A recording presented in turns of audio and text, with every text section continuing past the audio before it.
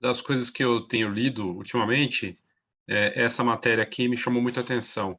Matéria da CNN Internacional, está traduzida aqui na automático, até para facilitar aqui na condução para mostrar para você. Eu vou deixar essa matéria no link aqui, na descrição, e vale a pena olhar no detalhe, porque é um fotógrafo retratista talentoso, e embora não seja daqueles nomes super consagrados, a gente só tem a dimensão de como tem fotógrafo talentoso no mundo, né? Como tem gente que cria coisas incríveis e trabalhos incríveis. E retrato é um mercado que é engraçado, o pessoal falando, não, retrato é um mercado novo, não tem nada de novo, né? Retrato existe desde o tempo, começo da fotografia, né? Aliás, retrato vem do tempo da pintura, né? Daquela coisa de fazer ali comissionado, né? Para os nobres, coisa e tal. E claro que evoluiu, veio a tecnologia, mas desde o começo o retrato fez parte da fotografia.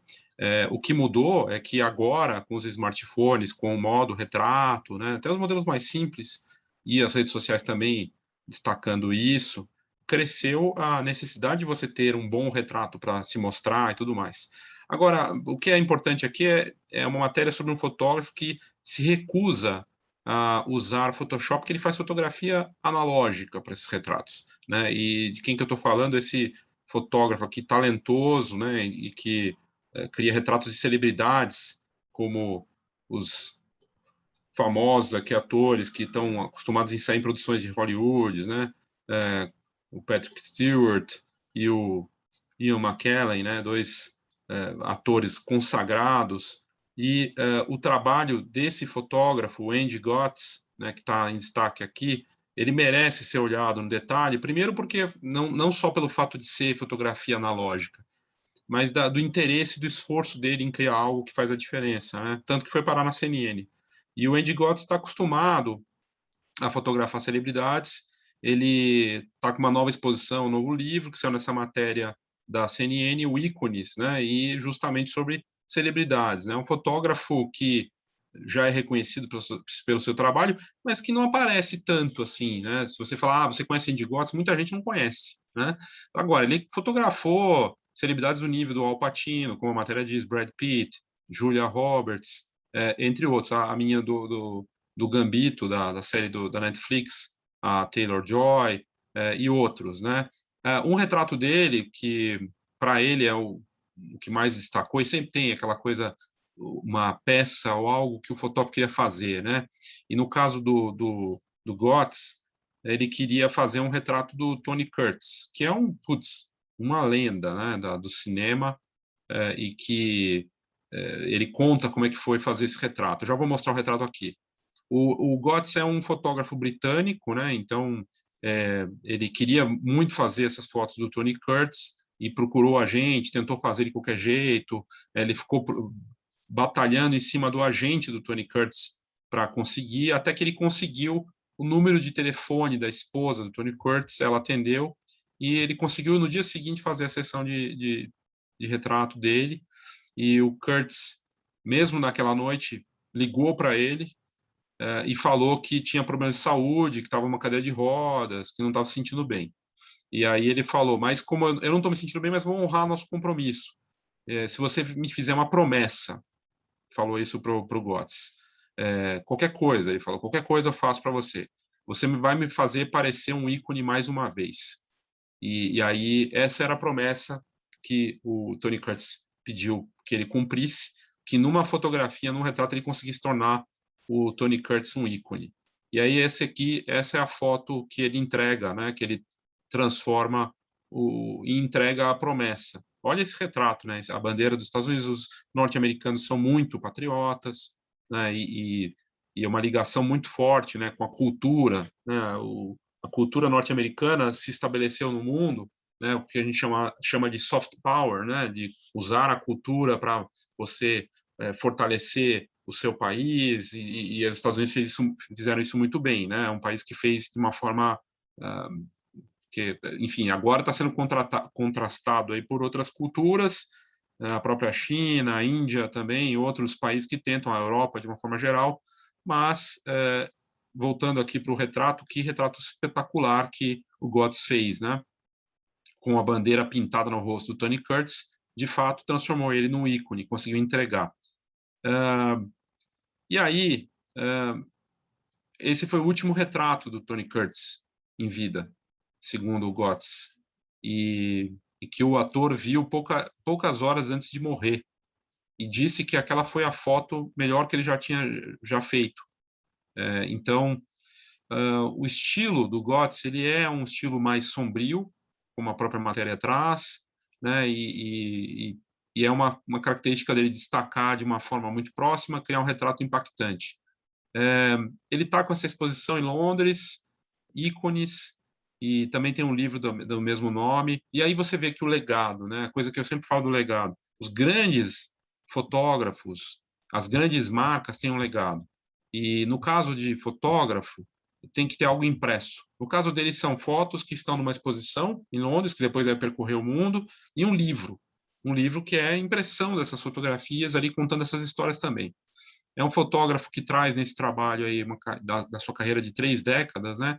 E que é reconhecido pelas celebridades, né? Porque tem um tipo de fotografia discreta. Porque nesse trabalho de retratista, embora tenha muita para os fotógrafos, né? Para quem está começando ou quem já está talvez olhando para esse mercado, um lado de glamour. Como acontece com outros fotógrafos também de casamento, acha que só está fazendo festa, né? Ah, o fotógrafo de casamento só faz festa. Não tem final de semana, trabalha que nem um camelo, horas e horas ali, e não tem glamour nenhum. Come lá escondido, se come, é um trabalho danado, você não pode perder, é um estresse desgraçado, é puxado. No caso do retratista, vai fotografar celebridades, personalidades. No começo, não. E quando consegue, mesmo você pode ser o bam, as pessoas vão te dar a catracada. Ou seja, isso aconteceu com a Annie Leibovitz, já aconteceu com o Platum, que está no Netflix também. Eu já vi uma palestra do Platum pessoalmente, e ele falando, cara, você tem 5 minutos para fazer uma foto.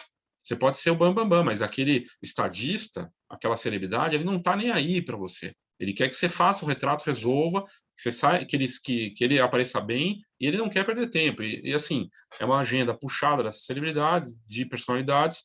Então, fazer isso não é simples. Quando você tem um fotógrafo que consegue fazer isso e ainda ser discreto, né, porque não vai ficar ali babando o ovo, ou que vai ter uma postura mais realmente humilde, sei lá, né, não se querer se colocar acima da pessoa que está sendo retratada, é interessante, né? O fato de ser discreto para um retrato, me parece, inclusive, como forma de deixar mais à vontade a pessoa, pode ser uma boa, né? E aí aqui, simplesmente o Harrison Ford, né? São ícones mesmo. E fotos incríveis. E o que chama atenção é que ele usa fotografia de filme, né? Então ele trabalha com filme fotográfico, com analógico. A matéria fala que ele se inspira nos grandes mestres da história da arte, Caravaggio, Rembrandt, e grandes nomes do cinema. Ele está lidando com celebridades. Então ele olhar para cinema e se encaixar nisso, e Alfred Hitchcock, David Lean, né?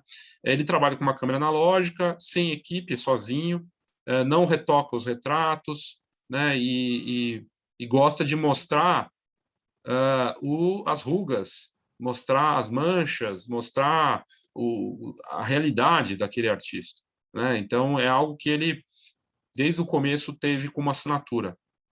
Então ele fala que se você vira uma espinha na cabeça de alguém ou um cabelo fora do lugar, é porque é assim que eles estavam, sentados na minha frente. Eu estava capturando aquele momento em que eles sentaram comigo para a nossa conversa. Enfim, vários artistas e celebridades, né, modelos, Naomi Campbell, Kate Winslet, e ele gosta de um estilo sincero, não gosta de Photoshop, e que ele falou, inclusive, que isso é um problema para alguns, porque sempre vai ter outro lado, né? A pessoa quer que tire aquela imperfeição, aqui é Kate Moss, né? Quer que tire a imperfeição, quer que, né?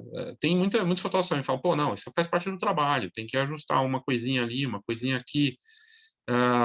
E aí ele falou que tem 2 cantores que ele pegou que eram celebridades e a pessoa falando, olha, eu gosto do seu trabalho, mas eu não vou fotografar com você, porque você vai mostrar as minhas imperfeições. Interessante, né? Mas ainda assim valoriza o trabalho dele.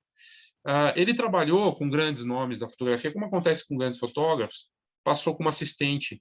Ele foi assistente do Lord Snowdon e do David Bailey, né? E E aí ele falou que até participar e olhar para esses trabalhos com fotossistência fez com que ele entendesse o que ele não queria ser, né, para saber como é que era isso, né? E ele falou também que no começo da carreira, final dos anos 80 e anos 90, os retratos tinham uns fundos glamourosos, então eram tudo muito espalhafatoso. E ele quis fazer uma coisa a menos, né? Ir para um lado mais coisa simples dos anos 60, foi buscar uma coisa da simplicidade, com foco no rosto, preferência pela foto preto e branco, e aí acentuando, realmente destacando as imperfeições. Ele tem esse lado, né, de superexposição e que cria um contraste gritante. Ele fala que a paisagem do rosto é o que interessa, os cantos, as fendas, né, as rugas, os vales do rosto, de um rosto humano. É isso que eu amo, são todas as lindas imperfeições, é fantástico. E ninguém estava fazendo isso. Então ele entendeu um nicho, um segmento, uma oportunidade, porque ele foi fazer o diferente, com base naquilo que todo mundo podia achar que era errado. E ele não encontrou um destaque aí. Agora está aí, com livre exposição, se destacando e sendo uma matéria num dos canais de notícia mais lidos e vistos do mundo, que é a CNN. É apenas um rosto, eu queria tirar tudo isso de volta, e realmente, assim, o tipo de fotografia que ele faz é muito forte, assim, bacana, e simples ao mesmo tempo. Você veja que o simples acaba sendo sofisticado mesmo, né? E aí ele é amigo de muitas dessas celebridades que ele fotografa, e aí ele também descobriu que ele, quando trabalhava para um desses fotógrafos famosos, tinha um circo de assistentes, e que isso era um desastre, porque os artistas ficavam meio que perdidos, distraídos, e aí ele falou, quando eu for o fotógrafo, vai ser só eu, sem assistente, vai ser muito rápido, muito rápido. E ele pensou nisso, na ideia da rapidez. E aí o Paul Newman apelidou ele por conta dessa postura de one shot gods, né, um retrato. E conseguiu fazer isso. Ele tinha essa capacidade de deixar as celebridades à vontade, fazer retratos íntimos, autênticos e rápidos. Ele conversava e conseguia contar algumas piadas, transformar isso numa conversa bacana, mas, enfim, conseguiu fazer isso de um jeito interessante. E aí ele tornava a coisa muito intimista, né? Fez do Robin Williams, George Clooney, John Belushi, entre outros. E é aí que conta um pouco dessa história. E você veja que realmente reforça, a partir de tudo que ele está contando aqui, que a fotografia, o retrato é um encontro mesmo. E é uma influência dos dois lados. Quando ele fala que ele não vai ter assistentes, que ele vai ser rápido, que ele vai mostrar as imperfeições, ele traz uma assinatura nisso que para muitas celebridades, né, se a pessoa tem um problema com a própria imagem, mas normalmente essas celebridades nem sempre têm, elas estão ali, vão estar de verdade, né? E isso acaba tendo o lado do autêntico, da autenticidade, né? Achei bem interessante. E ele fala aqui de surpresas, né? Quando fez o Matt Damon e outros, e quanto isso pode ter um elemento de surpresa, coisas que vão acontecer ali na hora, né? Ele fez o retrato dos dois aqui no momento para uma gravação de um filme dos irmãos Green, né? Que aconteceram coisas inusitadas e de brincadeiras, né? E ele que faz questão de imprimir essas fotos fotos com uma qualidade absurda, e aí, nesse caso dessa sessão aqui, ele deu de presente para eles em tamanho muito grande, grande formato, para os dois atores, para o Matt Damon e para o Ledger, né, que era o Coringa e morreu, né, foi uma tragédia. E ele acabou dando essas fotos, e os pais, enfim, ficaram muito felizes com o presente, né, e ele até colocou isso no livro, falando um pouco, pediu permissão para os pais, né, do Ledger, do Heath Ledger, de poder mostrar esse trabalho. E aí ele fala que a entrada dele nessa indústria foi o menos convencional possível, mas que ele já era aos 19 anos, estudando fotografia, ele foi lá e parou o Stephen Fry, enquanto ele dava uma palestra, se ele podia fazer um retrato. E o Fry revirou os olhos e disse para ele: você tem 90 segundos. Então você veja, talvez até nessa construção dele, da carreira, né, de ter pouco tempo, isso o habituou. E eu ouço isso de muitos fotógrafos e também das celebridades, dos fotógrafos famosos. O Platum falou a mesma coisa de 5 minutos, às vezes menos, 1 minuto, 3 minutos, é muito rápido. Ele fala aqui 90 segundos. E aí, enfim, ele conta um pouco disso, de como ele foi abordando a celebridade, o retrato que ele fez em 90 segundos, ele fez esse retrato do Fry. Sensacional, né? Você vê o talento, né, de conseguir criar isso e mostrar de uma forma impactante e rápida. Várias histórias de como ele fazia esses retratos, e conta muito disso, desses encontros, dessas criações, e é fascinante ver o quanto esse trabalho de retrato é importante para destacar alguém, uma personalidade, e mostrar ele de uma forma icônica, como ele está fazendo aqui, e ao mesmo tempo verdadeira, né? Então, realmente incrível. E vários deles tornaram-se amigos do Götz, talvez por justamente ele ter esse lado da verdade, da realidade, de mostrar a pessoa como ela naquele momento de um jeito irreverente. Eu achei bem bacana, acho que, aliás, o retrato ele permeia tudo da fotografia, né? Sempre vai ter retrato. Tem um retrato no casamento, vai ter retrato numa fotografia de família, vai ter retrato em situações das mais variadas, o fotojornalismo, o retrato, fazer o retrato. E o retrato meio que está ali como base, né? Um assunto muito fascinante. E essas histórias como essa do Andy Götz, aí com seu livro, sua exposição, só reforçam isso. Vou colocar a matéria para você ler. Para ler ela em português, é só apertar o botãozinho para traduzir, ou você lê em inglês se você conseguir. Ok? Eu achei bem bacana e espero que também você tenha curtido. Obrigado e até a próxima.